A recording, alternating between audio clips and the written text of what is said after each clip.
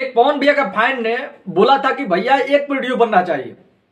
दरअसल एक गाना था पुदीना गाना, नाम सुने होंगे, ले लो पुदीना ले लो पुदीना। वो गाना जो है 2.7 बिलियन चला गया है।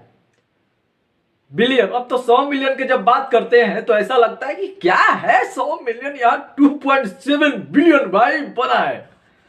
तो ये एक रिकॉर्ड है, और ये रिकॉर्ड नहीं है, मुझे लग रहा है कि हिंदी में भी ऐसा रिकॉर्ड मुझे संभावना कम दिखता है। मैं पूरे हिंदुस्तान भर के जितने भी गाना है मैं कहता हूं तुम लोगों से उठा लो, पुदीना भी ढील दो, टोटली व्यूअर मिलाया जाएगा तो पुदीना कई गुना आगे जाएगा।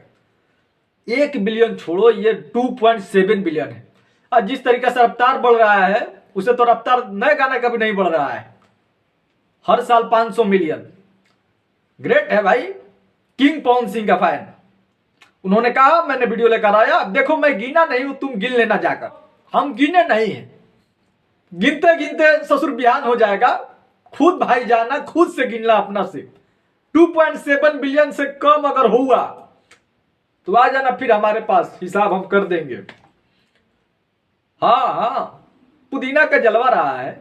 उसका गाना भी बना कहाँ है, बहुत जोरदार गाना था वो।